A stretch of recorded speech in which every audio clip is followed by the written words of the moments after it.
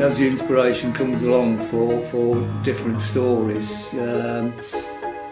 I get these silly ideas while I'm working or while I'm doing it, or might wake up at 3 o'clock in the morning with this another idea for a story in the book. And the problem then is you think, oh, I must try and remember that in the morning, because I'm not one of these people that jumps out of bed and tries to write it down.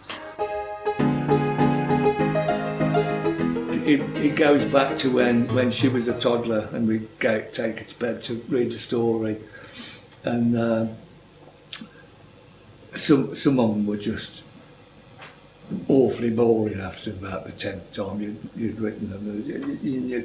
I remember thinking to myself, oh blimey, I could write better than this, and that sort of kicked off the Trevor the Tractor, which was the first book, and the story evolves around him coming to terms with being taken out the showroom where he thought he was built to be admired, to being a working tractor on a farm. So it was a hell of a shock to him. The next book was Santa's Disastrous Delivery. I had this idea where we were coming up to Christmas, and we always used to leave out a glass of sherry and I can't remember, a mince pie or a carrot for Rudolph.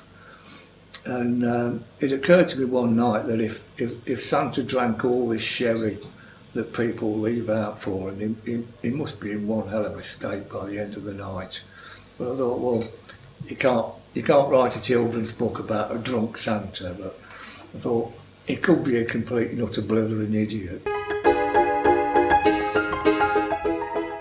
It'd be a tough choice, but I would say Grumps.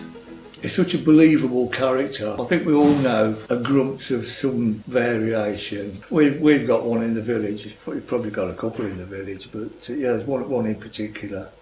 Although my dad was the original inspiration for Grumps. Rob, my brother, he's a professional illustrator. He's done a lot for Ladybird books. He did a lot. If you ever pick up a Thomas the Tank looking site illustrated by Glyn Davies, back in the day he did a lot of Masters of the Universe. Lots of the big publishers. Yeah, he's been doing it for many years. They're all available on Amazon. They're also you can buy the physical book. They're also on Kindle and also Audible. They've all been narrated by Graham Mack, who's an award-winning Audible book narrator. Yeah, he's done an excellent job, and he really makes me laugh, and I wrote them. I just get a thrill out of people reading the books, you know. I never set out to think, oh, I'm doing this for the money. I just do it for the love of the writing. Nothing gives me more pleasure than seeing people read one of my books and they laugh.